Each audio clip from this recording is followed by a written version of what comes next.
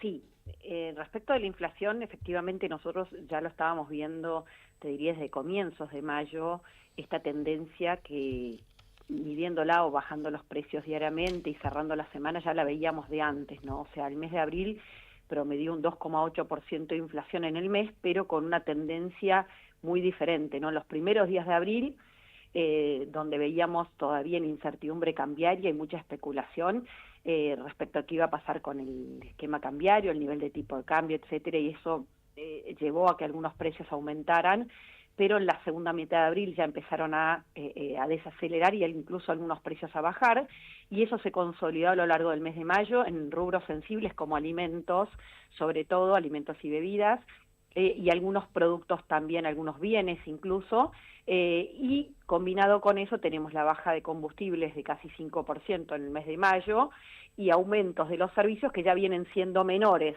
Recordemos que el año pasado uno de los rubros que más aumentaron fueron las tarifas de servicios públicos y algunas tarifas de transporte también, lo mismo que prepagas y educación, que lideraron los incrementos porque venían justamente de muchos años de intervención, de retraso tarifario, y eso obviamente influyó. Así que esa combinación llevó a que mayo esté mostrando muy pocos incrementos, e incluso nosotros también estamos pensando en CIT, por lo menos por lo que venimos relevando, que va a cerrar un poquito bajo del 2% probablemente. Todavía queda una semana, ¿no?, para que termine el mes, pero esa es un poco la tendencia, lo cual es obviamente muy diferente de lo que algunos anticipaban para abril y mayo en plena discusión Claro, cambiaria y claro. incertidumbre, ¿no? Y eso es muy favorable porque empezar a tener un 2% o un 1, mejor dicho, todavía, o mejor aún,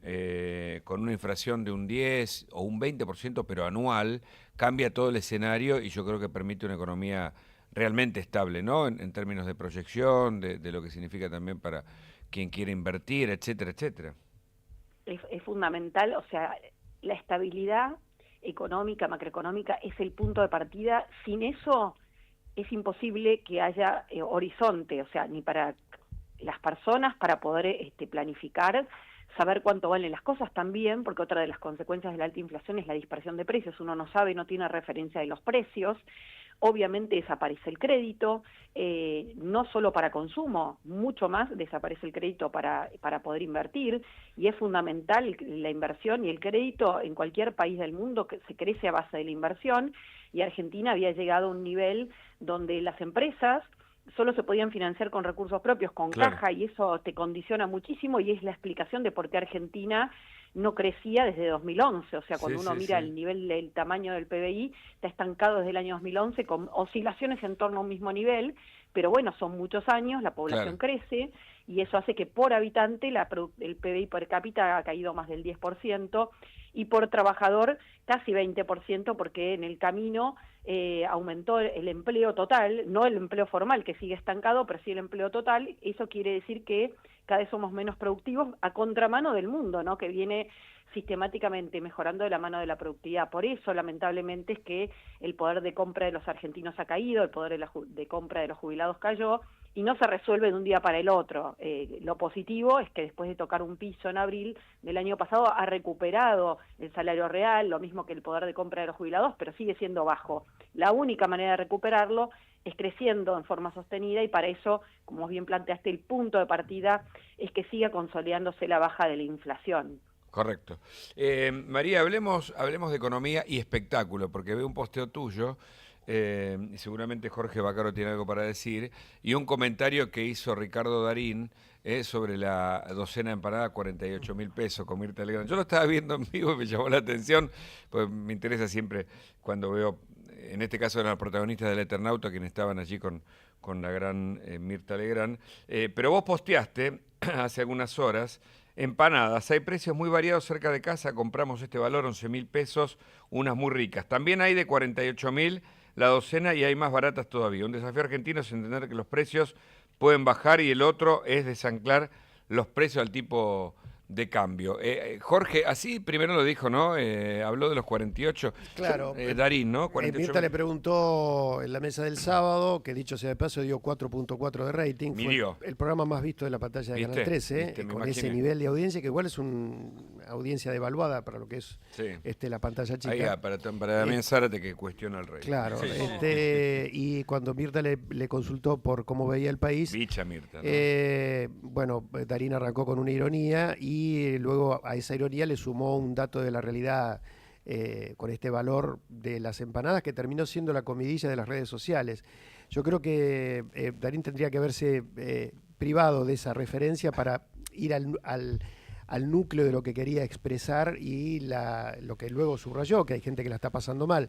Pero es cierto que esa frase determinó que las redes sociales la usaran para Claro. decir, no es real, o sea, Pero existen las redes empanadas y- de una marca muy famosa que están a 4.000 pesos cada empanada, pero la realidad es que en promedio las empanadas salen 2.000 pesos Pero- y llevar la discusión a ese terreno hace que lo que podría haber sido una buena discusión se pierda. Porque además hay de todo tipo de precio y pone en discusión si se camina o no para buscar precio en esta Argentina que está cambiando. Y hasta el ministro de Economía ayer con Luis Majul le respondió a Darín, fíjate. Sí. O sea, esto, digamos, y merece un posteo de tu parte también, ¿no? María, y a propósito de eso te pregunto. Sí, a ver, yo lo primero que quiero aclararte, a ver, por ejemplo, la soja, una tonelada de soja tiene un valor, es un commodity, tiene parámetros fijos y vale lo mismo, ¿no? Ajá. Vale un X precio. Las empanadas no es un commodity. Empanadas podés tener chiquitas, medianas, grandes, depende de los ingredientes, depende del tipo, depende de la zona, depende de un montón de cuestiones. Claro, y está no está bien. mal que hayan precios de 48.000 de la docena, y si están es porque se pagan y porque es un producto premium y es fantástico. Y lamentablemente creo que el posteo de Darín le jugó en contra a aquellos que venden empanadas premium. Y tiene que ver con eso, ¿no? Hay diferentes productos para diferentes públicos, pero también, y lo remarqué yo porque me pasa en lo particular, cada uno elegirá qué está dispuesto a pagar y qué es lo que está comprando, pero que en realidad no es el precio representativo, porque él cuando habló de la 48.000, el error de él fue querer mostrar como que eso era el precio representativo promedio de una docena de empanadas, y no es el caso. De hecho, es el precio de los precios más altos del mercado, es un producto premium, en este caso, el que vale eso, y lo cual, digo, está muy bien que valga eso, pero no es un commodity, no todas las empanadas son iguales, no todas las calidades de empanadas son iguales, no todos los tamaños son iguales, no las zonas son iguales, los costos, etcétera. Por lo tanto, está muy bien que haya variedad de precios, pero con 48.000 no es el precio promedio de una docena de empanadas. Entonces no fue una buena cita, una buena referencia. Y él quiso hablar de dos cosas. La primera, yo aproveché el tuit para después hacer un hilo de otro tema, que si querés lo charlamos, que tiene que ver con lo que hablaste, o dólares del colchón o tipo de cambio, pero sí a referenciar que el poder de compra de la gente, por más que la inflación desaceleró y el tipo de cambio está quieto, todavía es bajo y hay mucha gente que no le alcanza, lo cual es una obviedad, porque venimos de años de crisis, como yo te comentaba recién, o sea, una economía que desde 2011 no crece, por más que empiece a recuperar, la gente sigue mal, pero va a llevar tiempo para salir de la pobreza, para que haya menos gente en la pobreza y cada vez más gente que le alcance con lo que gana, porque venimos de muchos años de deterioro y de una herencia que era complicadísima y que digamos, lo más probable era que si no se tomaban medidas drásticas, si no se generaba credibilidad, Argentina hubiera terminado en hiperinflación, y eso sí hubiera condenado a la mayoría de la población en la pobreza, dado el punto tan delicado de partida, ¿no? Veníamos con una inflación que, con tarifas congeladas, precios justos, precios cuidados, provisión para exportar, controles de precio de todo tipo, la inflación promedio de los últimos 4 meses del gobierno anterior había sido de más del 10% por mes. Por lo tanto, la dinámica era muy complicada y la actividad económica cayendo a una velocidad dramática, y con un banco central que tenía reservas negativas de 12.000 millones de dólares y deuda de importadores. O sea, la economía estaba frenada porque no se podía importar más nada ya, porque no habían dólares para pagarla, una brecha del casi 200%. Entonces hay que plantear los resultados y cómo estamos hoy en función del punto de partida, y que la situación económica viene mejorando no quiere decir que la foto sea el punto de llegada, sino todo lo contrario. Hay muchísimo por hacer, pero para que esa gente que hoy la está pasando mal esté mejor, hay que continuar con un camino de atacar las causas de la inflación, de seguirlas atacando, que a mi juicio el gobierno ha dado en la tecla que con el diagnóstico, que es ir al equilibrio fiscal y por lo tanto no emitir para financiar el fisco, pero dado eso hay que seguir trabajando en mejorar las condiciones de la Argentina para que justamente pueda dar crédito, pueda dar inversión. doméstica, pero también del resto del mundo, para que Argentina pueda producir con mayor competitividad, para que justamente haya mejor empleo mejor pago. No hay otro camino. Los países que les va bien han hecho eso, han aprendido, pero sin estabilidad macroeconómica eso es muy difícil. La primera es bajar la inflación, pero de camino empezar a extender el horizonte de que hay un set de reglas de juego que se van a mantener en el tiempo. Correcto. Y paralelamente algo muy relevante que es lo que está haciendo Sturzenegger, pero también el gobierno en general, que es ir desregulando, ir quitando trabas al funcionamiento de la economía para las empresas y para la gente, y en ese sentido también las medidas del otro día están un poco ligadas a esto, ¿no?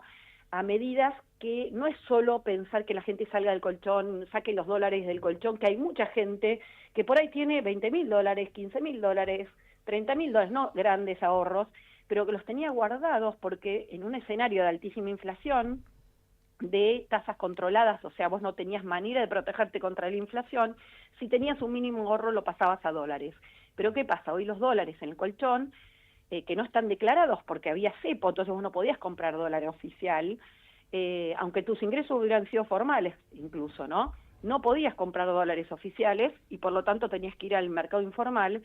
Solo no los tenés declarados y hay mucha gente que se pregunta, estos dólares se me están derritiendo porque no se me desvalorizan si el tipo de cambio está quieto y quieren sacarle algún rédito, pero no pueden. Entonces, estas medidas de que ARCA, Exafip, no te exija informar o no le exige informar a los bancos, a las casas de bolsa, incluso a los comercios, cuando vos compras en cuotas o cuando depositás con un monto, y ahora lo subieron a 100 millones de pesos o 30 millones de pesos, depende de la operación, tienen que ver con eso, con que la gente diga, bueno, ahora esta plata la puedo de repente poner a invertir, la puedo poner en el banco y después sacarle algún tipo de jugo, algún rédito, o incluso aquel que quiera aprovechar para tomar un crédito hipotecario y comprarse una casa. Es decir, Claro. mucha gente que no se anima porque dice, no, pará, va a venir la FIP y me va a perseguir porque yo esta plata no la tengo declarada, pero porque tuve que comprarla en el dólar blue, pero en realidad yo no hice nada, no soy un delincuente. Uh-huh. Bueno, esa es la situación de mucha gente, incluso emprendedores que de repente